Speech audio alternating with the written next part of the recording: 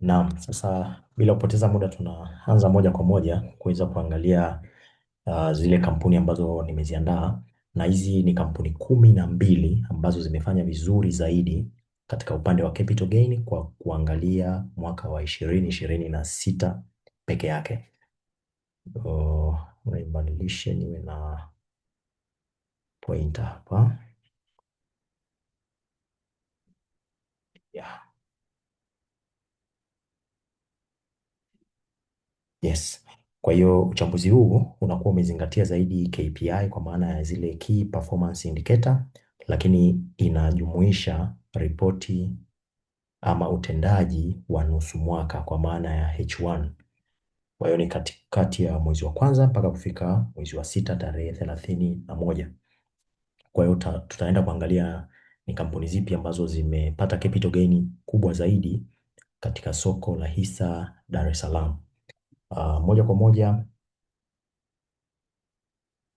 vigezo vya uchambuzi ambavyo tutatumia, tumesema kipimo tutatumia KPI ambao tumetumia kuangalia utendaji wa kila hisa ama utendaji wa kila kampuni. Tunaanza kuangalia return year to date. Tukisema year to date ama ukiona hii alama YTD kwa maana ya year to date, hii inamaanisha kwamba kutoka Januari mpaka sasa hivi, na hii ripoti niliandaa mwisho wa mwezi wa sita. Kwa hiyo ni kutoka Januari mpaka mwisho wa mwezi wa sita. Hapa tutaangalia mabadiliko ya bei ya hisa tangu Januari mpaka sasa ama mpaka mwezi wa sita au wa saba katikati pale. Lakini pia tutaangalia revenue growth, tutaweza kuona kiwango cha ukuaji wa mapato ya kampuni. Tutaangalia net income growth, ambayo hii net income growth ni kiwango cha ukuaji wa faida halisi ya kampuni. Lakini pia kuna EPS growth, ambayo EPS growth hii tunamaanisha ni kwamba ni ile faida inayopatikana kwa kila hisa moja. Kama unakumbuka tulisema EPS ni earning per share ama faida kwa kila hisa moja, yani kila hisa moja inakuwa imetengeneza faida kiasi gani. Hiyo pia tumeizingatia katika huu uchambuzi. Jambo lingine ama jambo namba 5 ni ile tunasema EPS growth, ama ni ule ukuaji sasa wa faida ya kila hisa moja. Kiwango cha ukuaji wa EPS kwa kipindi husika. Kwa hiyo hapo pia tutaenda kuiangalia, lakini pia tutaangalia ile ambayo mnaipenda ambayo ni PE ratio.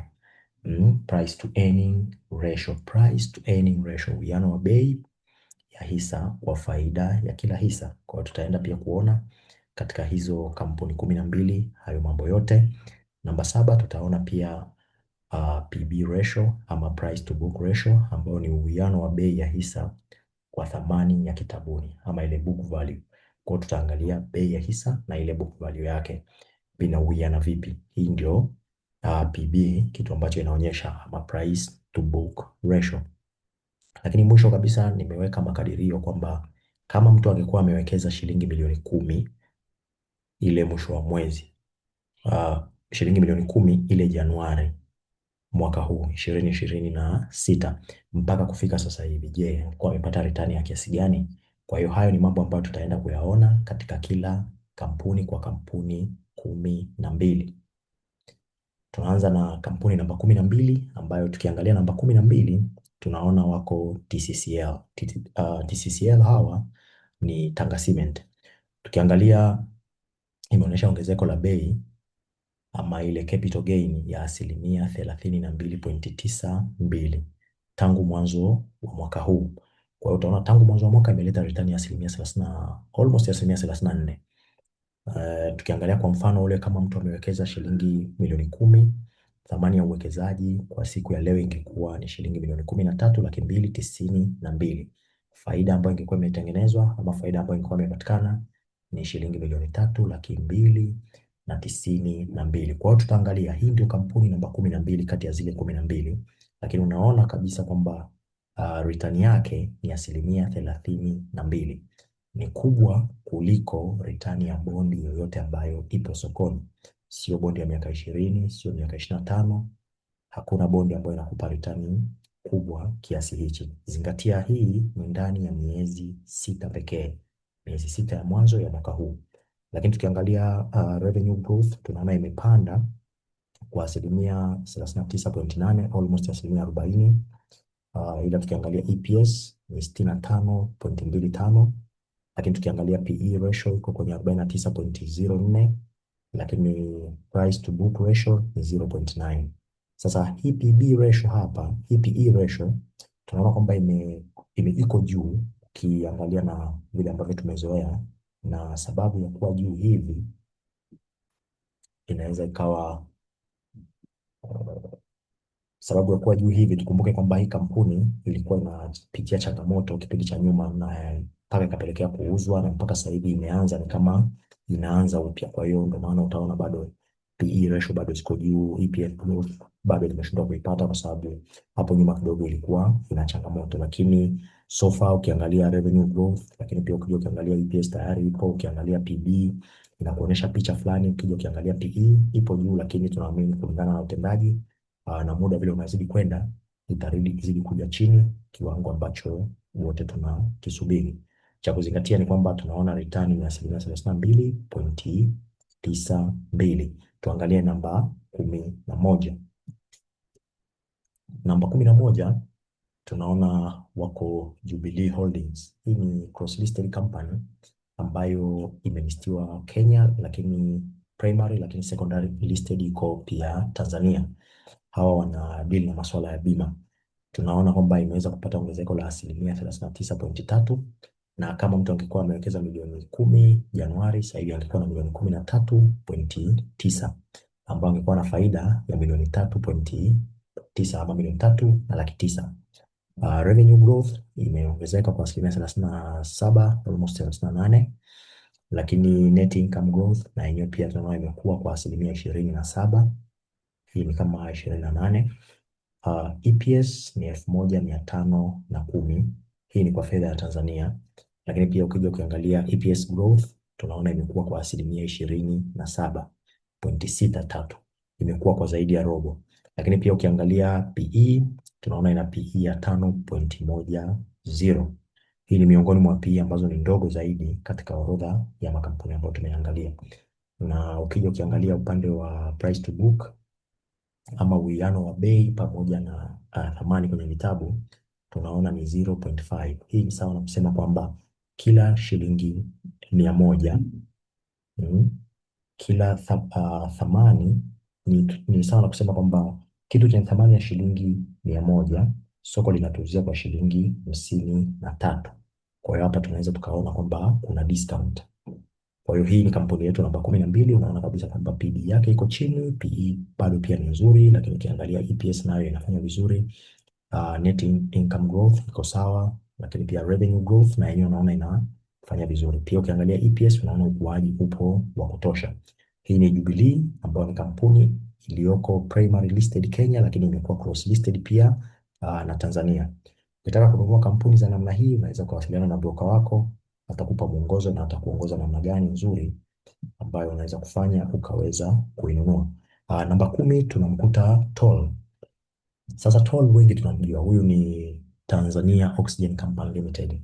Hii ndio kampuni ya kwanza kabisa kuwa listed sokoni BSE mwaka 1998. Nadhani ilikuwa ni kati ya mwezi Juni pale.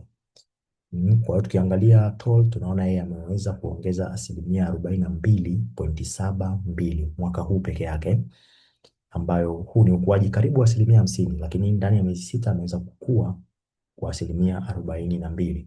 Sasa tukiangalia katika mfano wetu ule, kama mtu angekuwa amewekeza milioni 10, sasa hivi angekuwa na kiasi gani?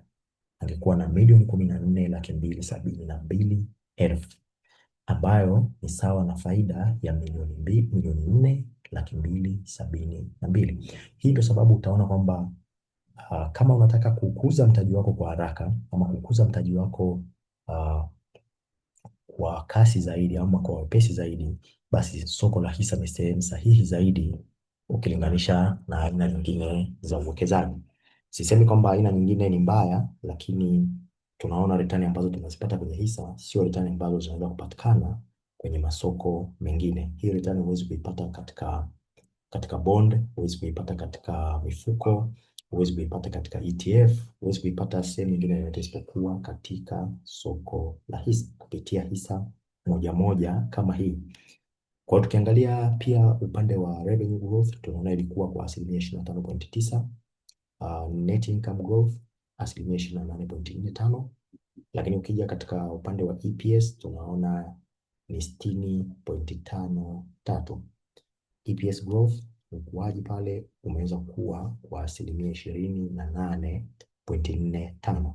PE ratio tunaona ni 23, lakini price to book ni 2.57.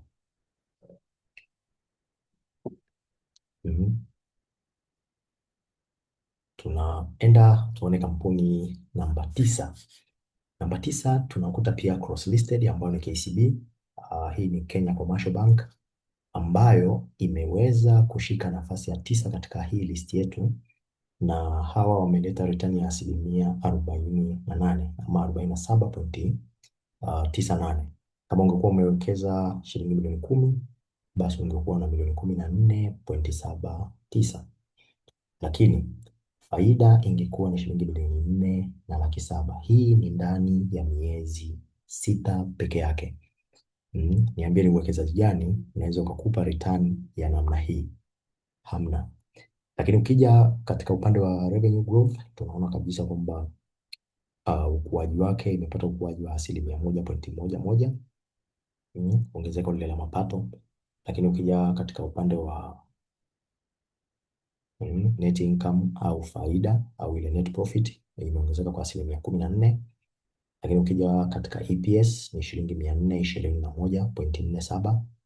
Price to book ratio tunaona iko kwa discount 0.71, ambayo hii ni sawa na kitu cha shilingi 100 wewe unauziwa kwa shilingi 71, tunaona iko at a discount. Ukija kwa PE ratio tunaona ni 3.77. Hii 3.77 unaweza ukaiona ni kubwa, lakini ukicompare na kina NMB, kina CRDB, kina NMB yuko juu ya 10 kwenye hii PE ratio. CRDB nadhani yuko kwenye 9 na point hivi anacheza hapo. Lakini ukija katika EPS growth tunaona pia imepata ukuaji wa asilimia 14.03, ukuaji ambao ni mzuri zaidi. Lakini pia hii PE ni miongoni mwa zile PE ambazo ziko chini ama ni za chini zaidi katika hii orodha ya haya makampuni 12. Kampuni ya 8 tunaikuta PAL ama PAL. Hii PAL au Precision, hii ni Precision Air ama shirika la ndege la Precision. Tunaona kabisa kwamba yenyewe imeweza kupata return ya asilimia 52.83. Hii imechochewa zaidi na ukuaji wa mapato ambayo yamekuwa kwa asilimia 127.95 ambao ni ukuaji mkubwa zaidi wa revenue katika hii orodha. Lakini net income growth hapa pia kuna changamoto kwa sababu hawa bwana bado wako under loss. Lakini EPS na hiyo pia unaona ni negative kwa sababu bado wana operate kwa hasara. Lakini price to book naona ni kitu cha shilingi 100, lakini soko linakuuzia kwa negative 0.12. Imekuwa negative kwa sababu hawa mabwana bado wako na loss na bado vitu vingi havijakaa sawa. Lakini pamoja na hayo yote, bado kwa mtu ambaye amekuwa amewekeza milioni 10 Januari mpaka sasa uwekezaji wake umekuwa na thamani ya milioni 15,283. Faida ya milioni 5,200,000. Ina maana kwa umepata faida zaidi ya asilimia 50. Yaani kampuni yenyewe inapata hasara, lakini wewe kama mwekezaji tayari umekuwa umepata faida yako kutoka sokoni. Kwa hiyo ungeamua ni kuuza, ungeamua kuendelea kuhold, kama labda ingeendelea kupanda bado ungekuwa umeendelea kutengeneza faida. Kwa hiyo unaweza ukaona zile advantage ama zile fursa ambazo zipo sokoni ikiwa ni mtu ambaye unajua unachokifanya. Namba 7 tunakutana na Mkombozi MKCB, moja ya kampuni ambazo nazipenda sana binafsi yangu. Sasa tukiangalia Mkombozi revenue growth tunaona imekuwa kwa asilimia 26.76, lakini net income growth ni asilimia 22.97. Ambayo hii ni ile faida sasa ambayo imetiwa mfukoni, imeongezeka kwa asilimia 22.97. Lakini EPS ama earning per share imeweza kufika shilingi 514.74.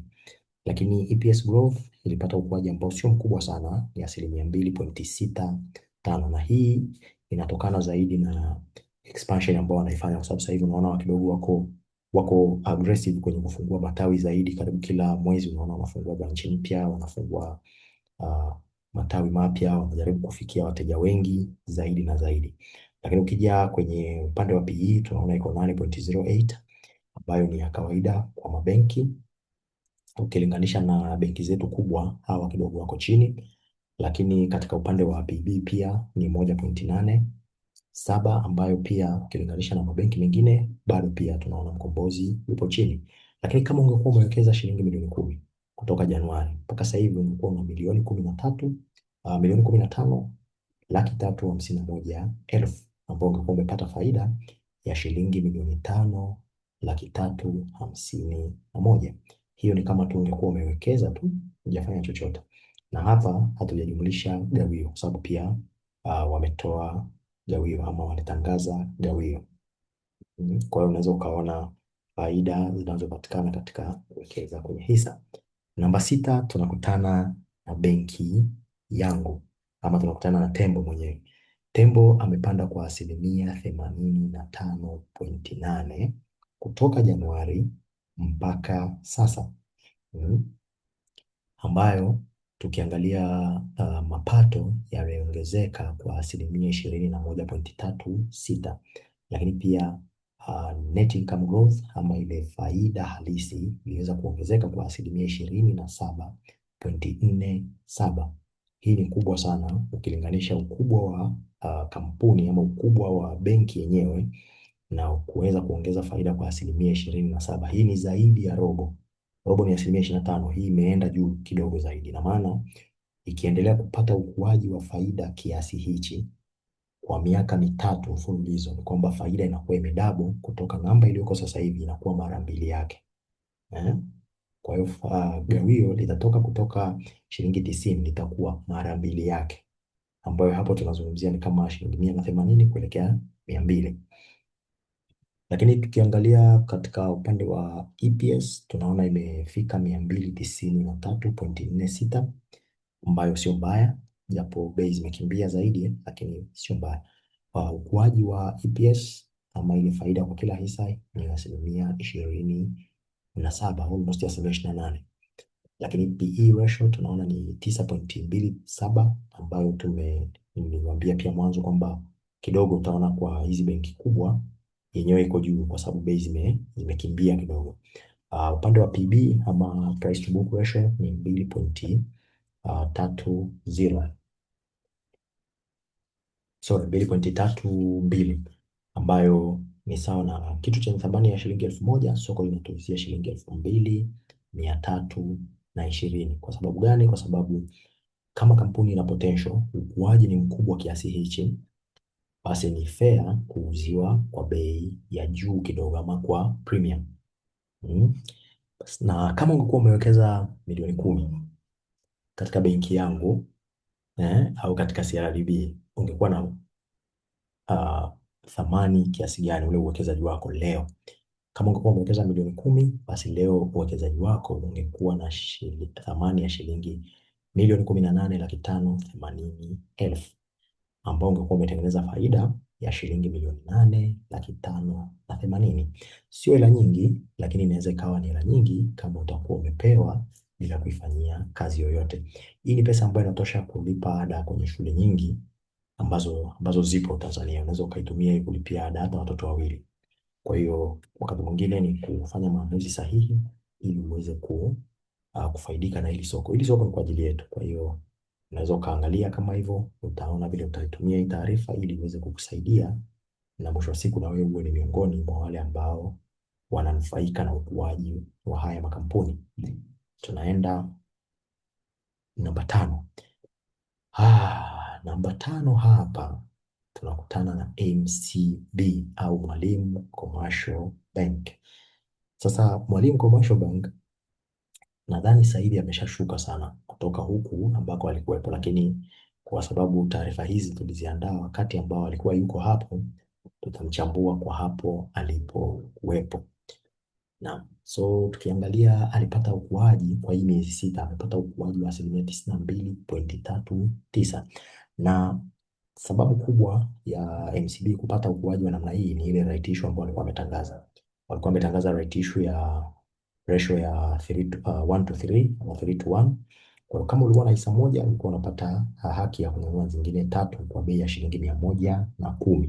Kwa hiyo ungeuziwa kwa discount. Sasa zile hisa zimeshakuja sokoni na watu wengi wanakimbilia kuziuza, ndio maana kidogo bei zimeshuka. Kwa hiyo probably kufika Disemba hatutaona namba kama hizi tena kwa MCB, kwa sababu watu wengi wanauza na bei zinashuka dramatically kila siku. Sasa tukiangalia katika upande wa revenue growth tunaona alipata 24.7, lakini ukija kwenye net income kama ile faida imeongezeka kwa 318. Ukuaji mkubwa sana au ukuaji wa ajabu. Lakini EPS unaona namba bado ziko chini, na EPS ya 7.1, lakini ukuaji wa ile EPS umekuwa kwa 400, ambayo imetoka kutoka negative mpaka imeweza kuanza kutengeneza kidogo kafaida pale, lakini bado namba ziko chini. Lakini ukija katika upande wa PE tunaona ana PE kubwa kuliko maelezo, ana PE ya ratio ya 114, lakini katika upande wa price to book tunaona ni 2.98. Huu ukuaji wa EPS ni ukuaji mkubwa kuliko kampuni zote ambazo nimeziangalia katika hii presentation. Sasa kama ungekuwa umewekeza pale shilingi milioni 10 kutoka Januari, sasa hivi ungekuwa na kiasi gani? Sasa hivi ungekuwa na shilingi milioni 19, ambayo ni sawa na faida ya shilingi milioni 9,239,000. Hiyo ni faida peke yake, bado ile principal yako. Kwa hiyo almost ungekuwa umedouble kama ungekuwa umewekeza katika hii kampuni kutoka Januari mpaka sasa hivi, na hapa bila kuwa umefanya chochote na right issue. Ni ile tu kwamba umewekeza na sasa hivi ukauza bila kuwa umenunua hisa katika ile right issue, umetumia right issue yako na nini, ungekuwa umetengeneza faida clean ya milioni 9,200,000 kama ungekuwa umewekeza shilingi milioni 10. Tunaona hii ni super clean profit. Tukiangalia kampuni namba 4 ni miongoni mwa kampuni pia ambayo nimekuwa nikizungumzia sana ama nimekuwa nikifuatilia kwa karibu kulingana na utendaji wake. Hii inaitwa Niko. Kwa ambao hawajui, Niko ni kampuni ya uwekezaji ambayo inakusanya mtaji na wanawekeza katika makampuni ambayo yako listed sokoni. Kwa tukiangalia revenue growth ya Niko imekuwa kwa 112%. Jambo la kwanza hilo la kushtua. La pili, net income growth ama ile net profit growth imekuwa kwa 99%. EPS tunaona ni shilingi 191 ama tuseme 192. Lakini ukija katika ukuaji wa ile EPS tunaona ni 99%. Yaani ikiendelea na ukuaji huu ina maana miaka 2 mitatu ile faida inakuwa ina double kila mwaka. Kwa hiyo unaweza ukaangalia faida kwa kila hisa iwe ina double kila mwaka. Yaani kama ilikuwa shilingi, faida imekuwa labda ni shilingi 100, mwaka unaofuata inakuwa shilingi 200, 300, 400. Unaona? Kwa hiyo inakuwa ina double kama hivyo. Lakini ukija kwenye PE tunaona ni 20.16, kitu ambacho ni cha kawaida kwa kampuni yenye ukuaji wa kasi namna hii.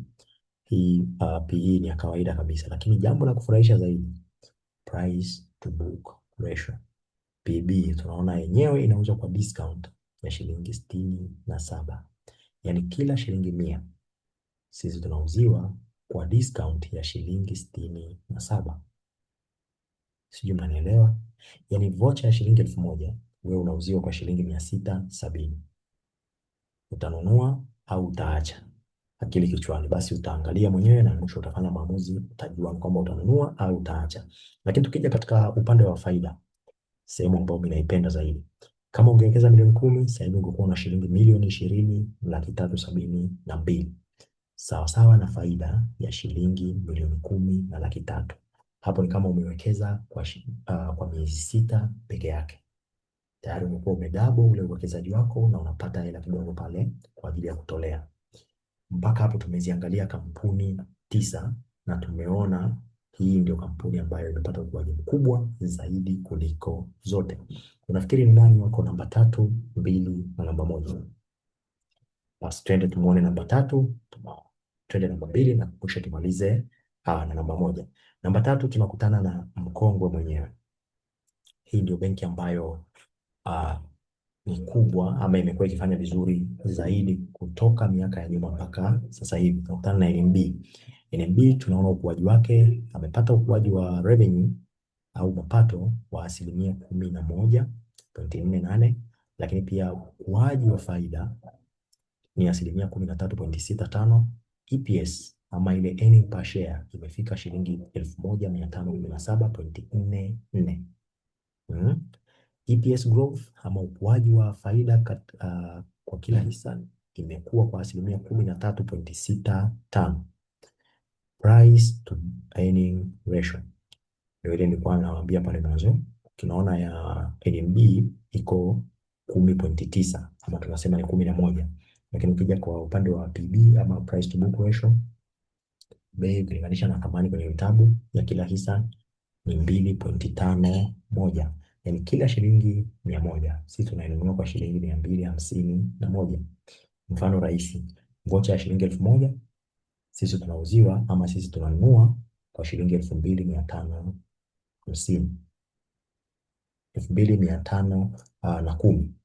Kwa hiyo unaweza ukaona kidogo iko premium, na sababu ni nini? Sababu ni kwamba ni utendaji ambao mzuri, na ambacho kinaifanya na kuwa strong zaidi NMB ni ile utoaji wao wa gawio. Kwa hiyo gawio lao linakuwa linatoka vizuri na sio la kurukaruka. Utaona kabisa kwenye historia yao ya gawio wamekuwa wakitoa gawio mfululizo kila mwaka mpaka kufika sasa.